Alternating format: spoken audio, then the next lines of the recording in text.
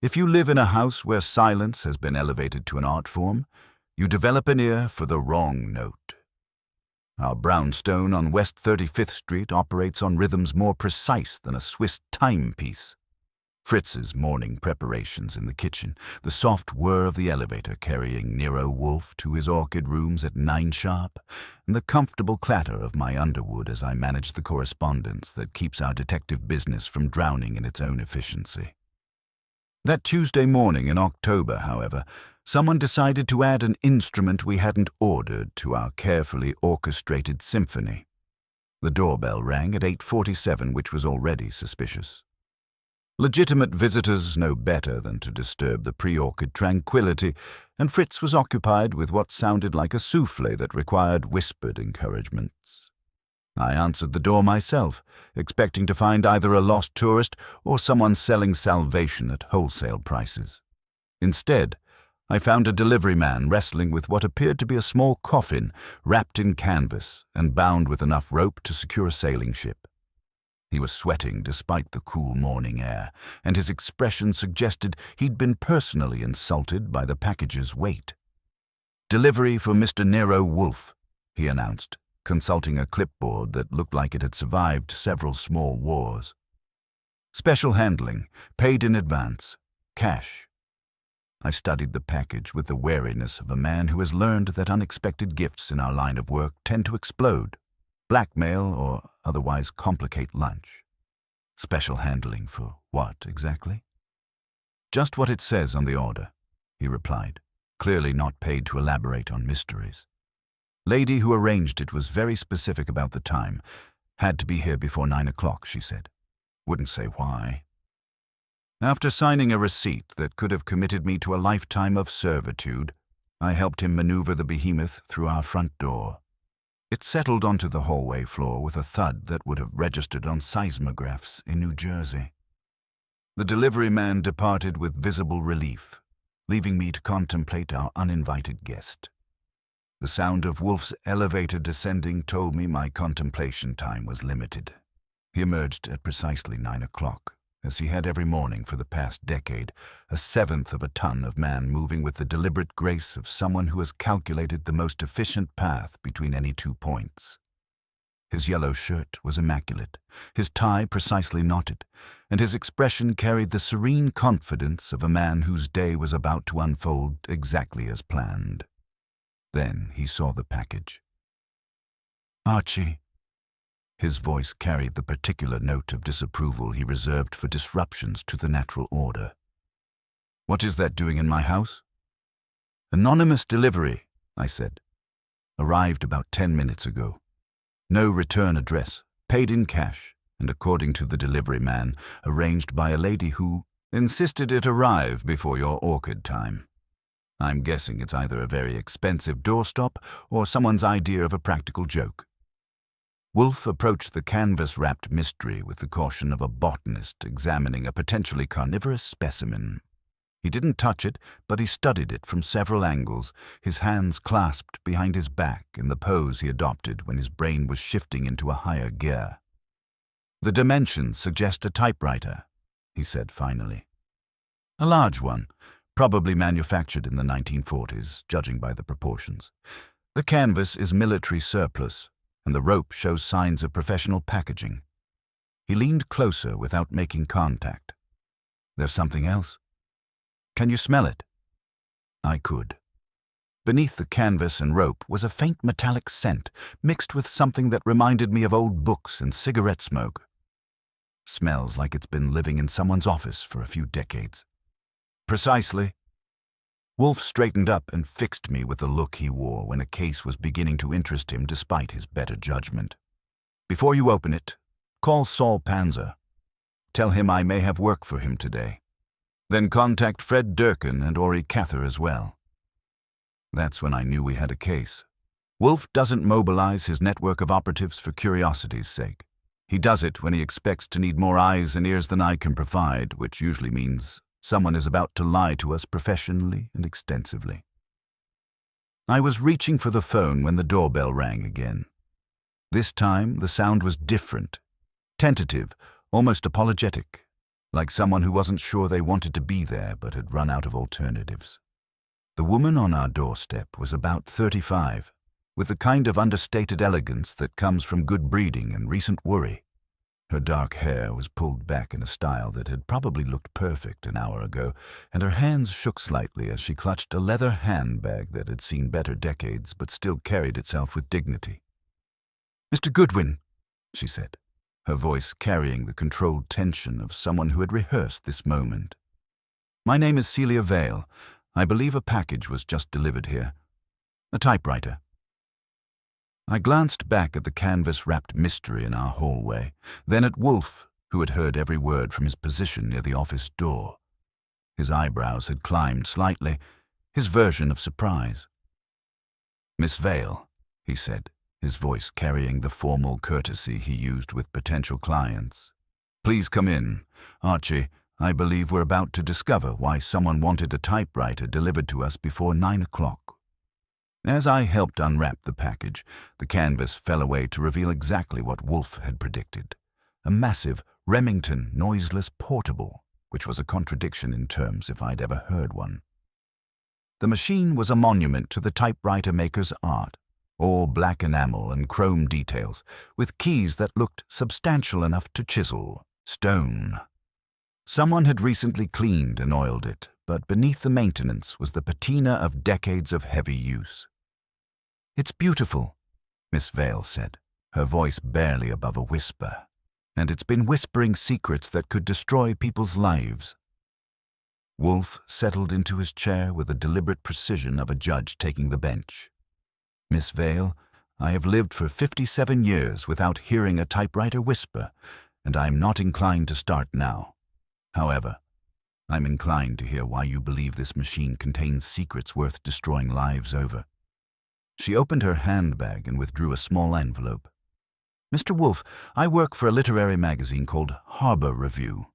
We're not large, but we're respected. In the past month, 3 of our contributors have had their unpublished drafts, or pieces of them, appear in a gossip column the next morning. Not the final versions we would have printed, but the early drafts, complete with the mistakes and revisions we had corrected." "Indicating," Wolfe said, "that someone has access to your manuscripts before publication." "More than that," she said. "The drafts were typed on this machine. I've been using it for my own work, and last week I discovered something." She opened the envelope and withdrew 2 strips of typewriter ribbon, along with a sheet of tracing paper covered with careful block letters. If you unspool the ribbon and examine it under light, you can read the impressions of everything that was typed. Someone has been reading our ribbons. I took the evidence and studied it.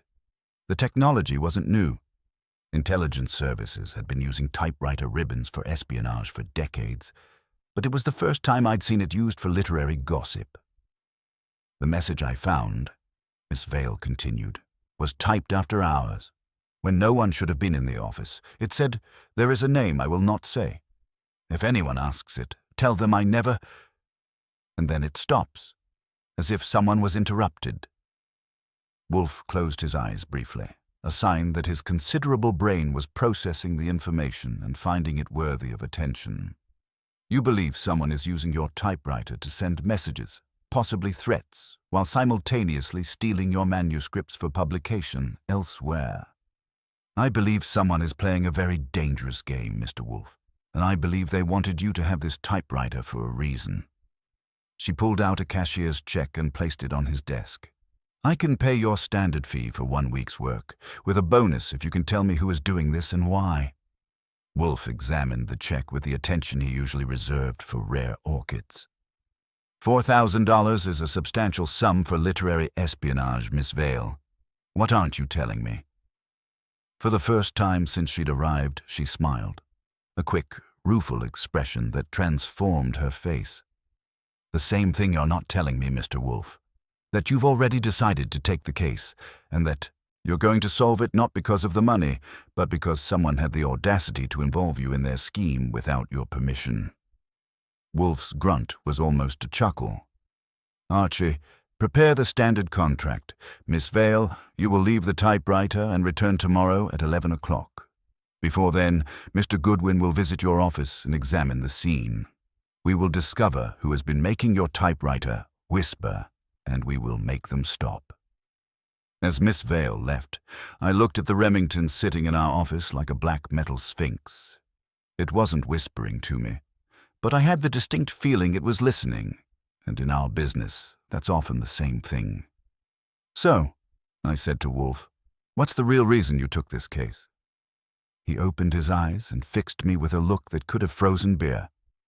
"Because, Archie, someone believes they can use my house as a storage facility for their criminal communications.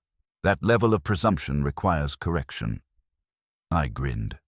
It was going to be an interesting week. If you want to see Nero Wolfe genuinely unsettled, interrupt his morning routine with 70 pounds of uninvited metal.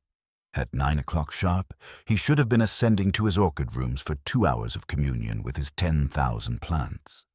Instead, he stood in the office doorway, staring at the Remington noiseless portable as if it were a black widow spider that had wandered onto his Persian rug.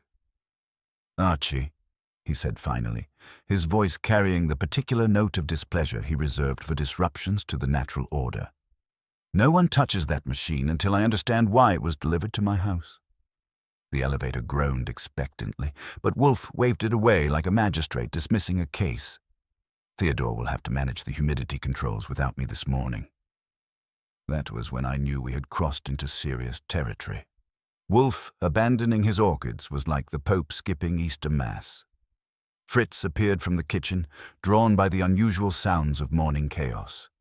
He took one look at the typewriter and asked, "Is it dangerous, Mr. Wolfe?" "It is presumptuous," Wolfe replied, settling into his chair with the deliberate precision of a judge taking the bench, which is often more dangerous than explosives. I called Saul Panzer first, then Fred Durkin and Ori Cather, giving each the standard alert that work might be coming their way. Wolfe dictated instructions while I took notes, but his attention kept drifting back to the Remington. It sat there like a monument to someone else's agenda, and that was intolerable to a man who controlled every detail of his environment, from the temperature of his beer to the timing of his meals. The doorbell's first interruption came at 10:15. I found a nervous man in an expensive overcoat who introduced himself as Morton Sachs, business manager for Harbor Review. He had the kind of smile that suggested he practiced it in mirrors. "Mr. Goodwin, I've come to apologize for Miss Vale's impulsive action," he said, glancing past me toward the office. "The typewriter belongs to the magazine, and I'm afraid she had no authority to remove it." Wolfe's voice carried from his chair. "Mr. Sachs, your apology is premature, and your retrieval will not occur. The machine was delivered to me by arrangement, and it will remain until I understand the arrangement." Sachs tried to peer around me, but I have considerable experience blocking doorways. "Sir, we have a donor who specifically requested the return of that particular machine. There could be legal complications." "I welcome complications," Wolfe said mildly. "They clarify situations that would otherwise remain murky. Good day, Mr. Sachs." The business manager left his card and departed with the expression of a man who would be making unpleasant phone calls. Before the door had fully closed, the telephone rang. The voice identified itself as Lanyard Cole, speaking with the kind of measured authority that suggested boardrooms and substantial bank accounts. "Mr. Wolfe, I understand you've acquired a vintage typewriter. I collect such machines, and I'd be happy to compensate you for any inconvenience if you'd allow me to examine it." Wolfe took the phone, which always signals serious business. "Mr. Cole, if you own the machine, present your documentation. If you do not, cease your surveillance of my house." There was a pause that could have accommodated a small symphony. "I merely hope to avoid unnecessary complications, Mr. Wolfe." "I manufacture complications professionally, sir. They are my stock in trade." Wolfe hung up with the satisfaction of a man who had just won a chess game in 4 moves. By noon, Theodore had called twice to complain about the abandoned orchids, and Fritz had begun preparing lunch with the extra attention he devoted to meals during cases. The house itself seemed to be holding its breath, waiting to see what would happen next. "Archie," Wolfe said, opening his eyes after a period of contemplation. This evening we will discover what secrets our uninvited guest contains. But first, we must understand who wants those secrets badly enough to use my home as their message center. I looked at the Remington, sitting silent and black in the afternoon light filtering through the office windows. It wasn't whispering yet, but I had the distinct feeling it was listening. And in a house where silence was an art form, that made it the most dangerous instrument we'd ever encountered. "So what's the plan?" I asked. Wolfe's smile was barely visible, but it was there. "We wait, Archie. We wait and see who else believes they can dictate terms to me in my own house." The brownstone had been disturbed, and Nero Wolfe was preparing to restore order in his own inimitable way. If you want to understand a magazine, ignore the masthead and study the coffee stains.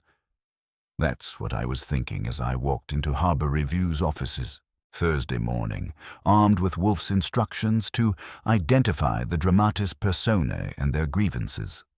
The place occupied 2 floors of a converted townhouse near Washington Square, and it smelled like ambition mixed with anxiety, a combination I'd learned to recognize in our line of work. Celia Vale met me in the reception area, looking considerably more composed than she had in our office. "I've arranged meetings with the key staff," she said, leading me past walls lined with framed reviews and literary prizes. "But I should warn you, word has gotten around that we're investigating the leaks." "Good," I said. Nothing loosens tongues like the fear that someone else's tongue might be looser." Our first stop was Julian Harrow's corner office, where the editor-in-chief held court behind a desk that could have landed aircraft. Harrow was one of those men who wore his authority like a well-tailored suit, visible, expensive, and slightly uncomfortable. He rose when we entered, extending a hand that felt like a business proposition. "Mr. Goodwin," he said, his voice carrying the measured cadence of someone accustomed to being quoted. "Celia tells me you're investigating our recent irregularities." "That's one word for it," I said, settling into the chair he indicated. "Who has access to manuscripts before publication?" Harrow's smile was diplomatic. "Our editorial staff, naturally. The copy editors. Mr. Sachs handles the business side, and occasionally our patrons review material that might affect their interests." His eyes flicked towards Celia. "Miss Vale has been quite zealous about protecting our editorial independence, but pragmatism sometimes requires accommodation." "Accommodation to whom?" "Lanyard Cole, primarily. He's been generous to the magazine, and his judgment in literary matters is sound." Harrow leaned back, his expression suggesting that sound judgment included knowing when to bend. Celia and I have occasionally disagreed about the extent of such consultations. Celia's jaw tightened. "Julian, you promised me editorial control when I took this position. Having donors preview our content isn't control. It's surrender." "It's survival," Harrow replied smoothly. "Something you might consider more carefully." I made a note that Harrow's motive was clear as crystal. Preserve his position by appeasing donors, even if it meant undermining his senior editor. He had access, authority, and a reason to want Celia's influence diminished. Morton Sachs occupied an office that looked like a battlefield between optimism and arithmetic, where arithmetic was winning. Financial reports covered his desk like fallen soldiers, and his smile had the strained quality of a man who spent his days explaining why there wasn't enough money for anything important. "The leaks are a disaster," he said without preamble. 3 major donors have expressed concern about our editorial security. If this continues, we'll lose funding." "Which donors?" I asked. "Cole, obviously, the Meridian Foundation, and the Pemberton Trust." He shuffled papers nervously. "Cole has been particularly vocal. He suggested that perhaps new editorial leadership might restore confidence." Celia leaned forward. "Morton, are you saying Cole wants me replaced?" Sachs wouldn't meet her eyes. I'm saying he wants the leak stopped, and he's not particular about methods. That gave Sachs motive in duplicate. Financial pressure from donors and personal pressure from a boss who wanted results. He had access to everything, knew the magazine's vulnerabilities, and clearly viewed Celia as an obstacle to fiscal stability.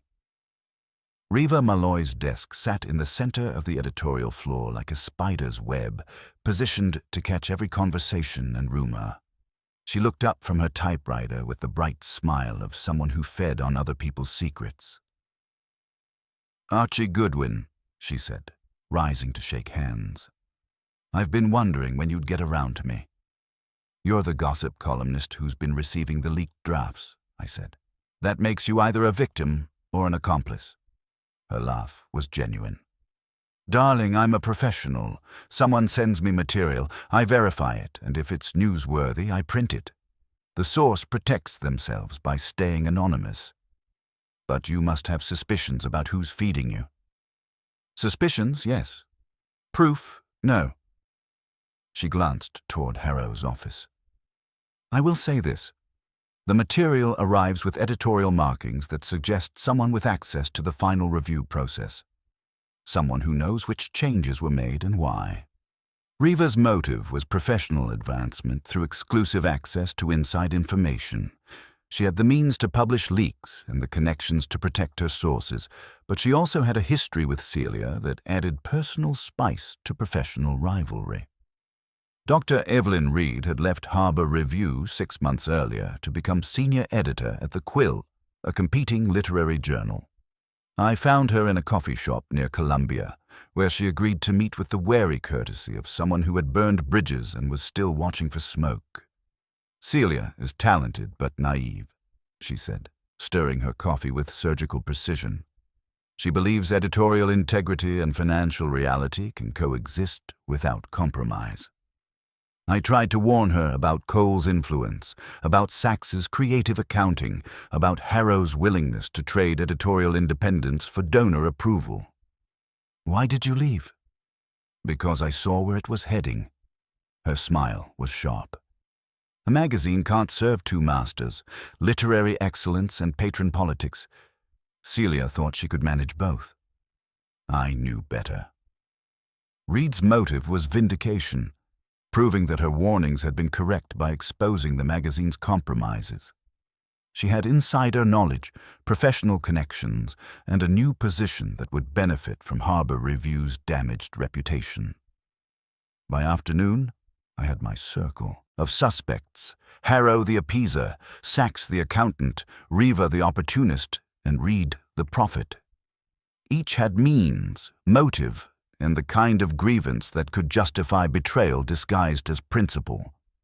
When I returned to the brownstone, Wolfe was in his chair, eyes closed, fingers steepled. "Report," he said without opening them. "4 suspects, all with excellent reasons to want Celia Vale's editorial authority undermined," I said. "The question is whether they're working together or competing for the same prize." Wolfe's eyes opened. "Excellent. Now we discover which of them has been using my house as their message center. When Nero Wolfe sends you out to gather intelligence, he doesn't want speculation served with a side of maybes. He wants facts, preferably the kind that make guilty parties squirm when presented in logical sequence. Friday morning found me armed with his instructions to observe behavior when subjects believe themselves unobserved, and photographers' eye for details. People prefer to keep private.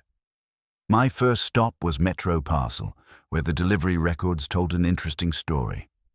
The Remington had been shipped cash paid under Celia Vale's name, but the signature wore neat school loops in green ink.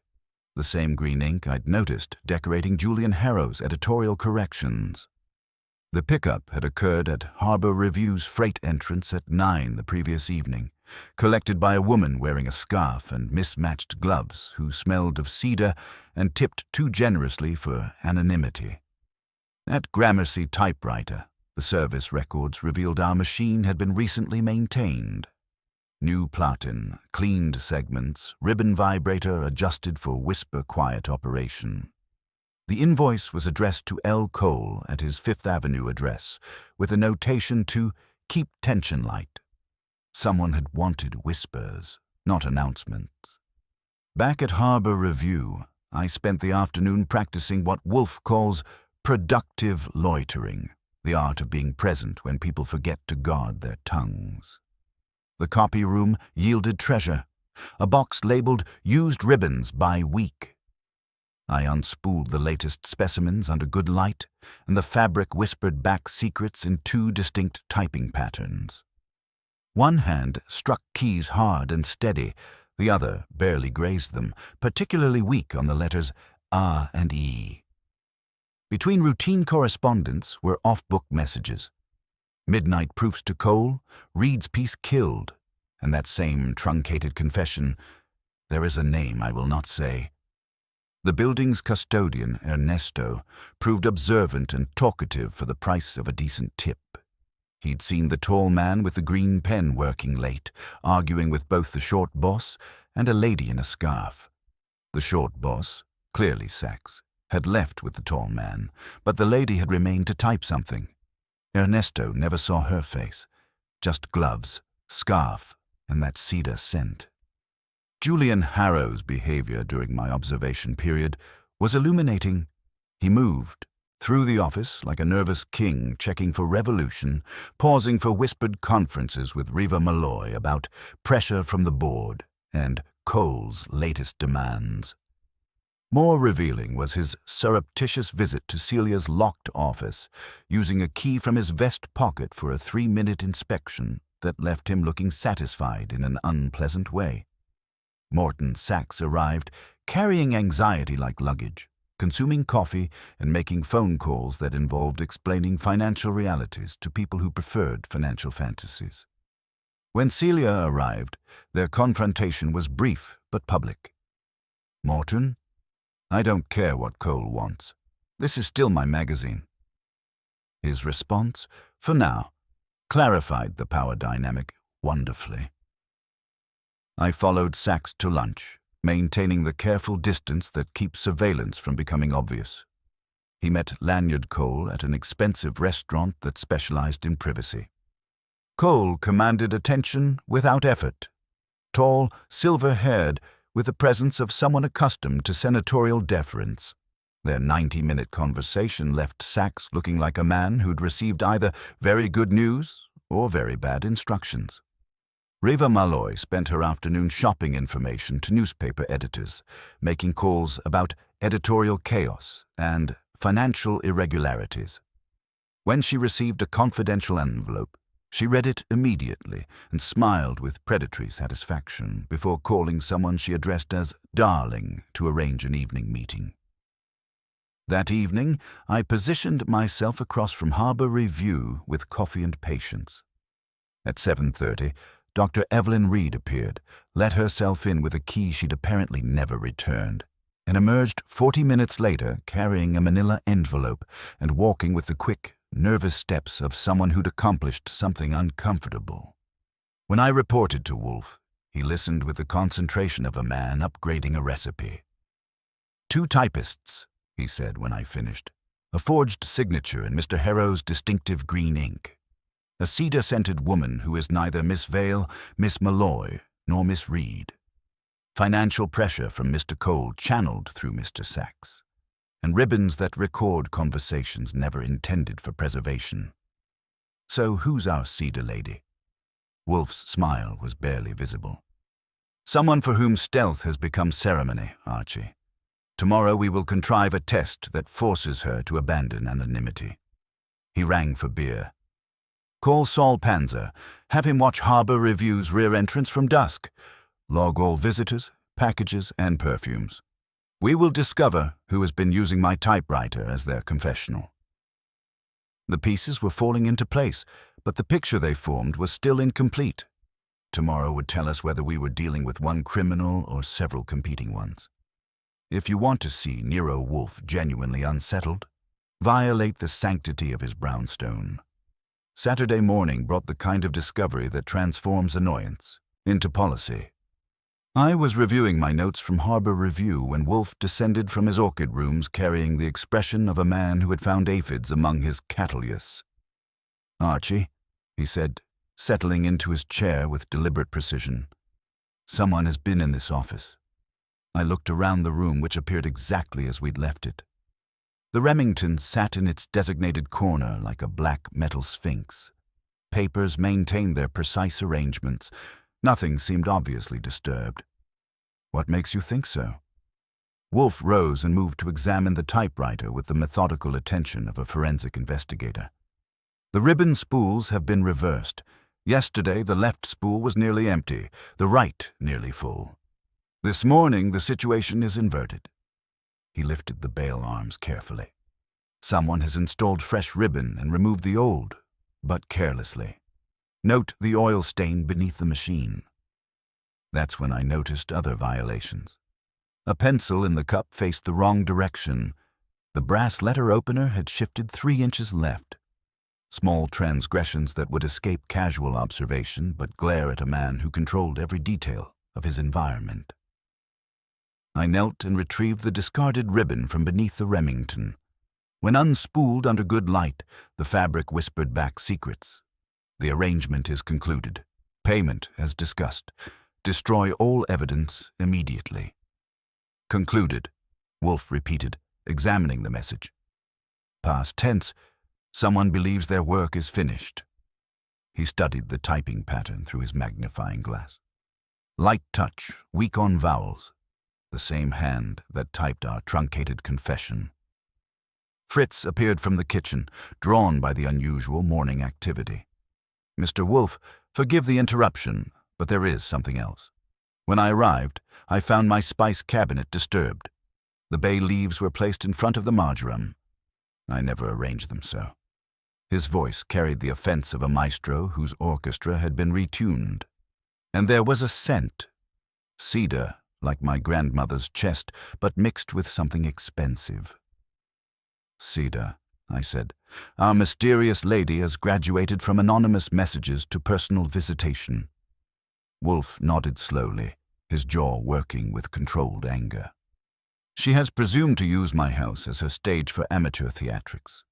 More significantly, she has demonstrated intimate knowledge of our security system and daily routines." I called Saul Panzer, who arrived within 30 minutes, bringing his usual combination of competence and invisibility. He examined our violated sanctuary with the attention of a crime scene photographer, documenting details that would escape less experienced eyes. "Professional entry through the front door," he confirmed, studying microscopic scratches on the lock mechanism. "But someone who knew your alarm system well enough to disable it without triggering backup alerts. The work took time. Maybe 20 minutes inside." 20 minutes suggests they were searching for something specific," Wolfe observed. He turned to me. "Examine the desk thoroughly, Archie. What did they seek, and what did they leave?" My search revealed the manila envelope containing Harbor Review's used ribbons had been violated. The seal remained intact, but inside, a crucial section had been surgically removed, the portion containing "There is a name I will not say," and replaced with blank ribbon, carefully recoiled to match the original. Professional work, designed to pass casual inspection. Tucked beneath my blotter was something new. A small brass key numbered 247, the kind banks issue for safety deposit boxes. "A message and a key," Wolfe said, examining the evidence. "Someone is directing us toward conclusions they have prepared. The question is whether they intend to incriminate themselves or someone else." His composure, usually unshakable in the face of murder and mayhem, now showed hairline cracks. This wasn't about a client's problem, it was about his problem in his house. "Call Miss Vale," he commanded, his voice carrying the particular note of displeasure reserved for violations of natural law. "Tell her to bring Messrs. Harrow and Sachs here at 2 o'clock. Also contact Saul. From this moment, the security of this house is his primary concern." He closed his eyes briefly, then fixed me with a look that could have frozen beer. "Someone has made a significant error in judgment, Archie. They have challenged me in my own sanctuary. That level of presumption requires immediate and comprehensive correction. The subtle trespass had been more than burglary. It was a declaration of war, and Nero Wolfe never declined such challenges. Sunday morning brought the kind of complications that make hermits look like visionaries. The first call came at 8:15, when decent people should be contemplating breakfast, not catastrophe. Celia Vale's voice carried the controlled panic of someone whose world had shifted overnight while she slept. "Mr. Wolfe, Harbor Review's offices were broken into last night. Professional work? They knew exactly what they wanted. My files were ransacked, but Julian's office was barely touched. The safe was opened surgically, and only specific donor correspondence was removed." Wolfe took the phone with the deliberate precision of a surgeon accepting a scalpel. "Miss Vale, describe the pattern of disturbance. What was sought and what was ignored?" "Financial records were untouched, but every document related to editorial independence was stripped clean. And Mr. Wolfe, they left something for me. A typed message about Box 247 and keys that open more than locks." Before Wolfe could respond, our own doorbell announced the arrival of a process server carrying enough legal paper to deforest Vermont. The gentleman handed me a court order with the satisfied air of someone delivering Christmas presents to people who'd been particularly naughty. "Temporary restraining order," I announced, scanning the document. "Caffrey and Boland, representing Lanyard Cole. We're enjoined from tampering with, examining, or relocating one Remington noiseless portable, pending a hearing on ownership claims." Wolfe's grunt could have registered on seismographs. Mr. Cole applies pressure with admirable efficiency. "What else does our morning bring?" As if summoned by his question, the telephone rang again. This time it was a reporter from the New York Ledger, speaking with the breathless excitement of a journalist who'd struck oil. "Mr. Goodwin, we've received an anonymous tip about financial irregularities at Harbor Review. Specifically, allegations of a secret slush fund financed by the Meridian Foundation, plus documented editorial interference by patron Lanyard Cole. Any comment from Mr. Wolfe?" I put him on hold and looked at Wolfe, who was studying the court order with the attention he usually reserved for rare orchids. "Public pressure to match the legal variety," I said. "Someone's orchestrating a full-scale assault." "Indeed." Wolfe set down the papers and fixed me with a look that could have frozen bear. "Call Miss Vale. Tell her to bring Messrs. Harrow and Sachs here at 2 o'clock. Also contact Saul Panzer. I want to know who's been watching my house." That last item proved prophetic. Saul arrived within the hour, carrying his usual combination of competence and bad news. "Black sedan on 34th Street since midnight," he reported. "2 occupants, professional surveillance, plates registered to Meridian Enterprises." When I approached for a better look, they departed with the efficiency of people who'd completed their assignment. Which was, "Confirmation that you're still in residence and the typewriter remains in your possession." Saul's smile was barely visible. "They're not watching you anymore, Mr. Wolfe. They're timing you." At 2 o'clock precisely, I ushered our guests into the office where the Remingtons sat like evidence in a capital case. Celia looked like someone who'd spent the night wrestling with angels and losing. Harrow wore his diplomatic smile like armor, but his eyes kept drifting to the court papers on Wolfe's desk. Sachs had developed a nervous tic that made him resemble a telegraph key transmitting distress signals. "Ladies and gentlemen," Wolfe began, settling into his chair with judicial authority, "someone has escalated our investigation into a public spectacle. Harbor Review's offices were burglarized, my house was violated, legal papers have been served, and reporters are receiving anonymous tips about financial irregularities. This suggests coordination." "Mr. Wolfe," Harrow began, his voice carrying diplomatic caution, "surely you don't suspect us of—" "I suspect everyone, Mr. Harrow, until evidence provides clarity." Wolfe lifted the brass key I'd positioned on his blotter. This was left by our cedar-scented visitor. Box 247 at Atlas and Merchant's Bank. The question is whether it contains evidence of crimes or evidence of innocence. Celia leaned forward. The message said the key opens more than locks. What could that mean? It means someone wants us to open that box very badly, I said. Which makes me wonder what we'll find when we do. Wolfe closed his eyes briefly, then opened them with the expression of a man who'd reached an unpleasant decision. Mr. Sachs, you will provide a complete accounting of all donor transactions for the past year. Mr. Harrow, you will identify every person who has had after-hours access to your offices. Miss Vale, you will compile a list of everyone who knew about this investigation. And if we refuse, Sachs asked, his voice barely above a whisper, then you will explain your refusal to reporters, lawyers, and eventually a jury. Wolfe's smile was winter incarnate. Someone has chosen to make this matter public, gentlemen. I merely propose to accommodate their wishes thoroughly.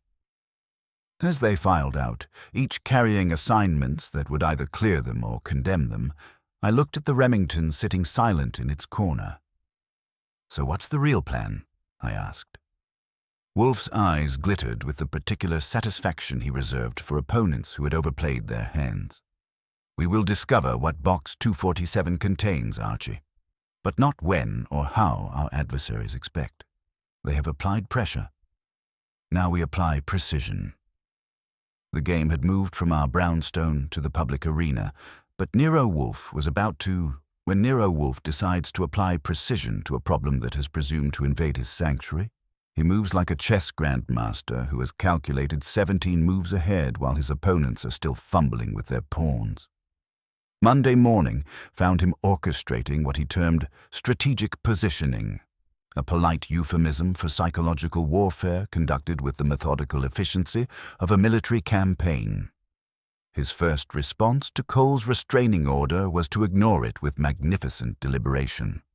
Instead of avoiding the Remington, he positioned it prominently on his desk and spent the morning typing correspondence on it, each keystroke calculated to produce maximum psychological impact on whoever might be monitoring our activities. Archie, he said, not looking up from the machine, call Mr. Cole and inform him that his legal papers are insufficient to prevent investigation of evidence in a criminal matter. If he objects, tell him I welcome the opportunity to discuss breaking and entering, theft of evidence, and conspiracy in open court. I made the call. Cole's secretary informed me that Mr. Cole was unavailable but would have his attorneys contact us immediately. They did, within 15 minutes, with threats that sounded expensive and increasingly desperate. Wolfe's second move involved summoning Julian Harrow and Morton Sachs for what he termed clarification of recent discrepancies. They arrived at 11 looking like men caught between a rock and a very large, expensive, hard place. Gentlemen, Wolfe began, his voice carrying judicial authority, the situation has deteriorated beyond your control. I have examined Miss Vale's accounting of your donor transactions, Mr. Sachs. The Meridian Foundation's anonymous donation of $50,000, channeled through a shell corporation for editorial development, coincides remarkably with the suppression of certain articles and promotion of others favored by Mr. Cole. Sachs visibly paled. That was legitimate funding for a special project, a project that required after-hours access to your offices, Mr. Harrow. Wolfe's eyes narrowed.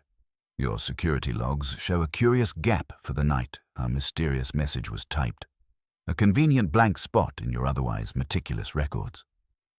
Harrow stammered. I was working from home that evening. Indeed. Easily verified by your office's security footage, which I believe survived the recent burglary. Wolfe hadn't mentioned security footage before. It was pure bluff, but the effect was immediate. Harrow's face went ashen. Sachs began to sweat. While I escorted our increasingly nervous visitors out, Wolfe deployed his surveillance network with military precision. Saul Panzer positioned himself at Atlas and Merchant's Bank to monitor Box 247. Fred Durkin watched Cole's Fifth Avenue residence. Ori Cather maintained discreet observation of the Meridian Foundation headquarters. The coordination paid immediate dividends. At 2:30, Saul reported a woman matching our Cedar lady's description approaching the bank with our mysterious key. She moved with the careful steps of someone wearing shoes that didn't quite fit. Disguise professional enough to fool casual observation, amateur enough to betray anxiety. Fred's surveillance revealed Cole meeting with two men who dressed like accountants but carried themselves like attorneys. Their 90-minute conference left Cole looking like someone who'd received very bad news about very expensive problems. Most illuminating was Ori's watch at the Meridian Foundation. Morton Sachs arrived for what appeared to be an emergency meeting, emerging 2 hours later with the expression of a man who'd either been fired or promoted to a position he didn't want. That evening, Dr. Evelyn Reed arrived at our brownstone carrying a manila envelope and the defensive posture of someone expecting accusations. "Dr. Reed," Wolfe began, "you returned to Harbor Review Friday evening using a key you failed to surrender. What did you seek?" "Evidence of the financial arrangements I warned Celia about," she replied, opening her envelope to reveal correspondence between Cole and Harrow detailing editorial decisions made by checkbook rather than literary merit. "These documents were left for you by our cedar-scented visitor?" "A woman who said Celia needed allies who understood the stakes. She claimed evidence would surface that would vindicate everyone who tried to protect the magazine's independence." When Reed departed, Wolfe rang for beer with the satisfaction of a conductor who had just orchestrated a complex symphony. "Tomorrow, Archie, Miss Malloy will publish a column describing our mysterious typewriter, the break-ins, the legal maneuvering, and the questions about editorial independence. Everyone involved will realize that secrecy is no longer possible. So they'll come here. They must. I've forced them into the open, and they will converge on this office because they have no alternative." His smile was winter incarnate. "We will discover who has been orchestrating this elaborate charade and why they believe they could use my house as their stage." The pieces were positioned, the pressure applied, and the trap prepared with Wolfe's characteristic precision. If you've ever watched a magician prepare to pull a rabbit from a hat, you know that moment when the audience realizes the trick is about to be revealed. Tuesday at 4 o'clock, our office had that same electric anticipation, except instead of a rabbit, Nero Wolfe was about to produce a criminal from a circle of literary suspects. I had arranged the chairs in a precise semicircle facing Wolfe's desk, where the Remington noiseless portable sat like a black metal judge. The afternoon light slanted through the windows with theatrical precision, illuminating faces that ranged from nervous to defiant. Celia Vale arrived first, carrying herself with the rigid composure of someone whose professional life had been dissected in the morning papers. Julian Harrow followed, his diplomatic smile strained to the breaking point by recent revelations. Morton Sachs entered like a condemned man, clutching his briefcase as if it contained either salvation or a final confession. Dr. Evelyn Reed took her position with the satisfied air of someone whose warnings had been vindicated by events. Reva Malloy settled into her chair with predatory anticipation. She sensed a story developing and positioned herself to catch every detail. The surprise guest was Lanyard Cole himself, arriving with the measured authority of someone accustomed to senatorial deference, though his eyes carried the wariness of a man discovering that money couldn't purchase immunity from inconvenient questions. "Ladies and gentlemen," Wolfe began, settling into his chair with judicial precision, "we are gathered to resolve a matter that began with literary espionage and escalated to personal violation of my sanctuary.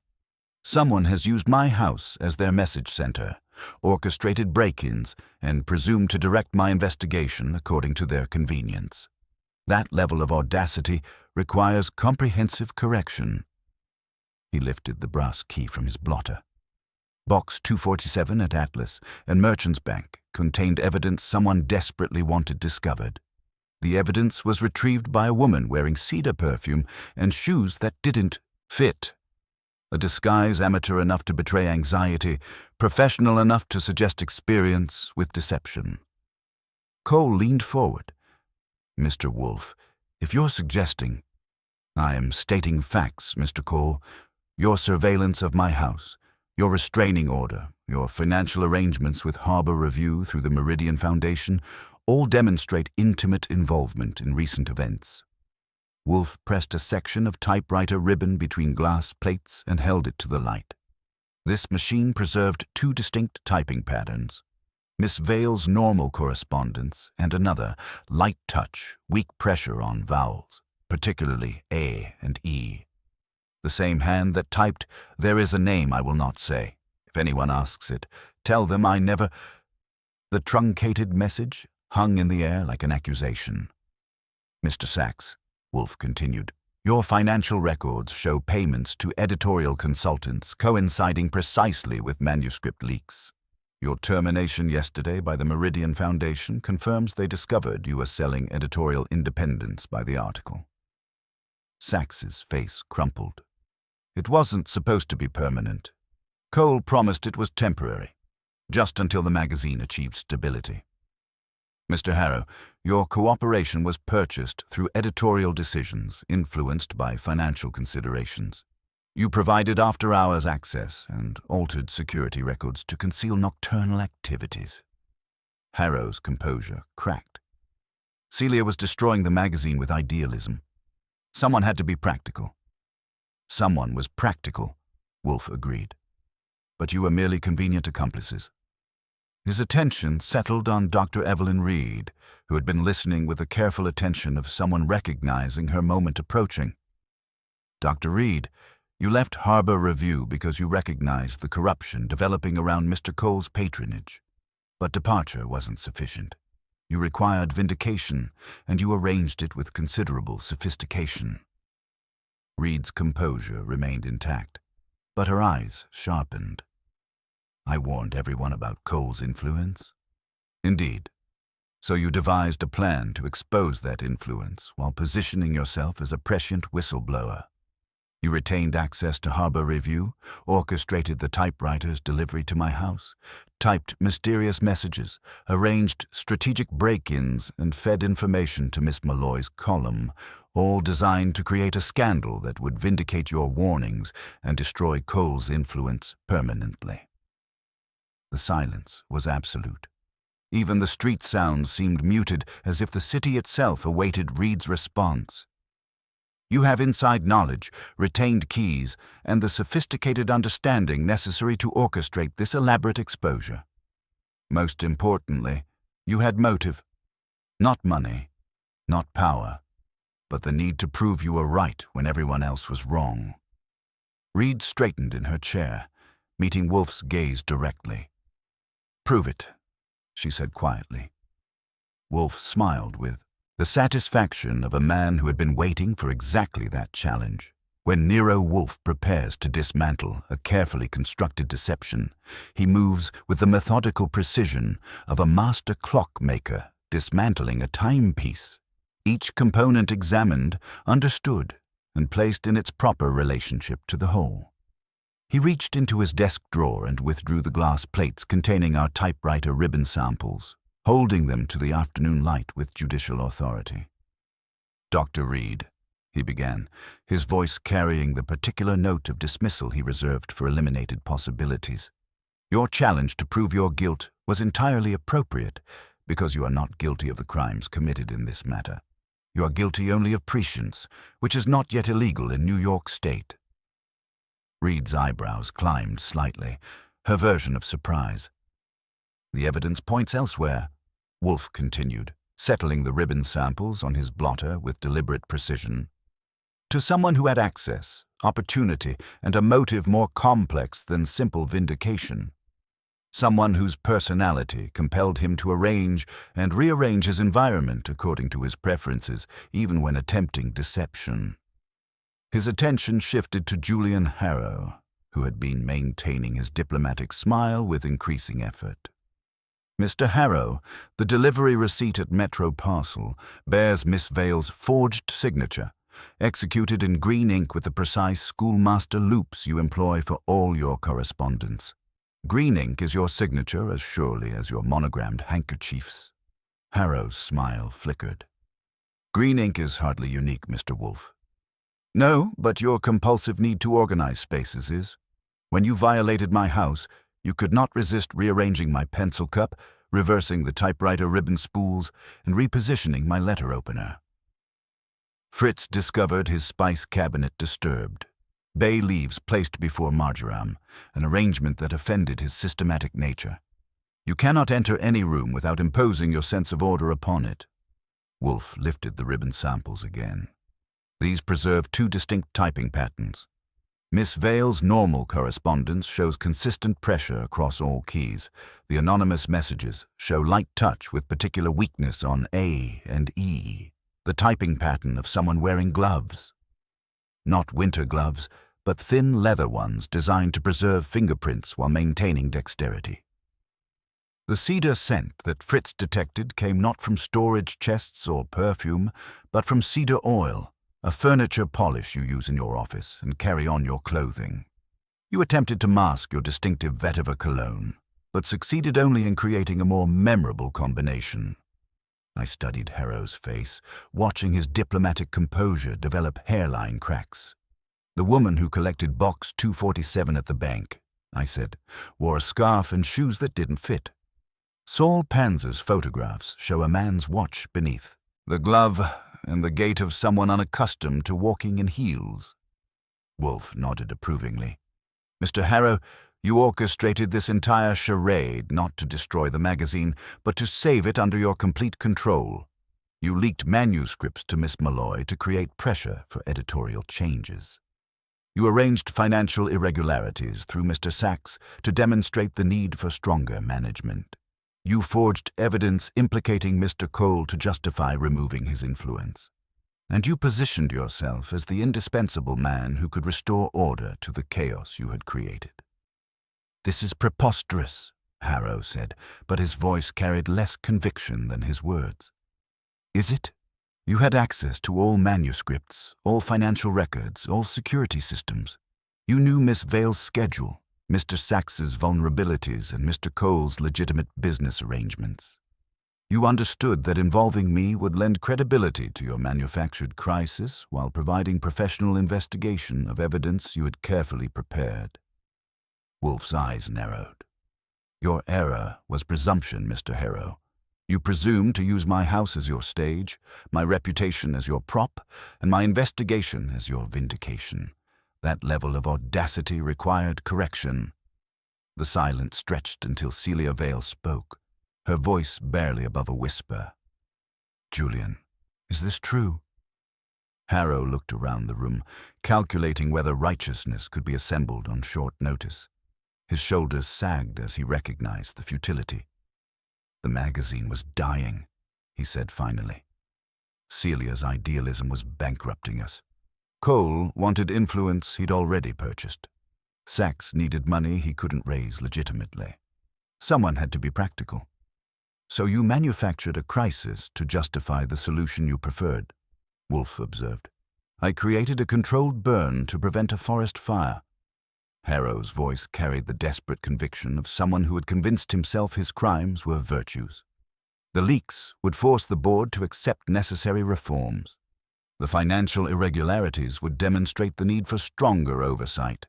The evidence against Cole would justify reducing his influence to appropriate levels. Morton Sachs found his voice. You told me the packets for Miss Malloy were approved by Celia. You said transparency would save us.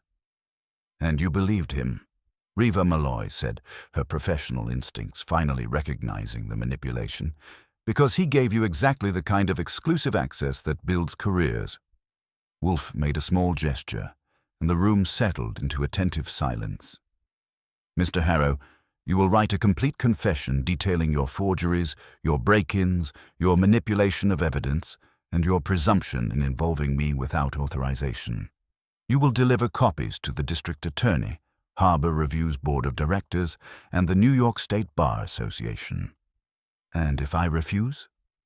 Then Mr. Goodwin's photographs, the typewriter, Ribbon evidence, the Metro parcel records, and affidavits from Fritz, Saul Panzer, and your building's custodian will reach the same destinations without the benefit of your explanations. Harrow stared at the Remington sitting on Wolfe's desk, its black enamel surface reflecting his face in miniature distortion. He nodded once, a small, exhausted movement of surrender. "I'll write the confession," he said quietly. On that machine, Wolfe indicated the typewriter. Let it whisper one final truth after so many lies. As Harrow approached the Remington with the careful steps of a man walking to his own execution, his fingers trembled against the keys. The light touch and weak vowel strikes that had characterized his anonymous messages now served to document his crimes with the same mechanical precision that had preserved them. The typewriter whispered, and for the first time since its arrival, it spoke nothing but the truth. Copy Chapter 10, 800 words no more, no less, mixture of agents, GPT-5 thinking, Claude Sonnet. For Gemini 2.5 Flash Reflection, Section X. The aftermath. The final page emerged from the Remington with the definitive sound of a case closing. Julian Harrow signed his confession in the same green ink that had betrayed him, his hand steady despite the tremor in his voice. "It's complete," he said, pushing the papers across Wolfe's desk with the careful precision that had characterized all his actions, criminal and otherwise. I gathered the documents while Wolfe observed Harrow with the detached interest of a botanist studying a particularly destructive pest. Mr. Goodwin will ensure these reach the District Attorney, Harbor Reviews Board, and the State Bar Association within the hour. Wolfe said, "Your cooperation is noted and will be communicated appropriately." The office emptied in stages, each departure marking another thread cut from Harrow's web. Morton Sachs left first, clutching his briefcase and muttering about finding legitimate employment, a concept that seemed to surprise him with its novelty. Celia Vale paused at the door, studying the typewriter one final time. "I should have seen the signs," she said quietly. "Miss Vale," Wolfe replied, "suspicion requires cause. Your faith in editorial integrity was commendable, even if misplaced in Mr. Harrow's case." Dr. Evelyn Reed offered a crisp nod before departing. "My warnings were accurate, Mr. Wolfe. Sometimes vindication arrives, wearing handcuffs." Reva Malloy departed with the satisfied air of a journalist who had stumbled into a story better than fiction, already composing tomorrow's headlines. Lanyard Cole left last, his senatorial dignity intact, but chastened by the revelation that his legitimate patronage had been twisted into evidence of corruption. When the office finally emptied, I looked at the Remington sitting silent on Wolfe's desk. So what happens to our whispering typewriter? It returns to Harbor Review, where it belongs, Wolfe said, rising with the deliberate precision of a man whose sanctuary had been restored. But first, Saul will arrange its removal. I will not have it in my house another night. Within 2 hours, the machine was gone, carried away by the same delivery service that had brought it. The office seemed to exhale when the door closed, the brownstone's natural rhythm gradually reasserting itself. Fritz appeared with the satisfied expression of a man whose spice cabinet had been restored to proper order, bay leaves and marjoram each in their designated positions, like diplomats who had resolved a territorial dispute. Dinner was Fritz's response to intellectual satisfaction. Shad roe with sorrel sauce, accompanied by a montrachet that had been waiting for an occasion worthy of its excellence. Wolfe approached his plate with the enthusiasm of a man who had earned his appetite through mental rather than physical exertion. Mr. Harrow's fundamental error, he said between bites, was presumption. He believed he could orchestrate events while remaining invisible, manipulate evidence while appearing innocent, and use my house as his stage while I remained ignorant of the performance. His personality was his downfall? Wolfe paused, considering the question with judicial gravity. His personality was his identity, and identity cannot be disguised indefinitely. The cedar oil, the green ink, the compulsive organizing, these were not choices but compulsions. He was as incapable of suppressing them as a leopard is of changing its spots. Fritz refilled our wine glasses with ceremonial precision. The evening light faded beyond the windows, leaving us in the warm circle of candlelight and satisfied silence. "There is something else," Wolfe continued, setting down his fork with finality. "Our fee will be donated to the Authors League Emergency Fund. Mr. Harrow's presumption cost him his career and reputation. It seems appropriate that it should also benefit writers who face legitimate financial difficulties." As Fritz cleared the dishes and prepared coffee, I reflected on the case that had begun with mysterious whispers and ended with a confession typed on the same machine that had preserved the crimes. "So," I said, "what's next?" Wolfe closed his eyes briefly, then opened them with the expression of a man whose world had been restored to its proper order. "Next, Archie, we return to our routine. Tomorrow I will tend my orchids, Fritz will prepare lunch, and you will manage our correspondence without the interference of presumptuous editors who believe they can rewrite reality to suit their preferences." He took a sip of coffee, his expression settling into contentment. "The brownstone will resume its proper silence, and we will wait for the next client who mistakes my hospitality for vulnerability.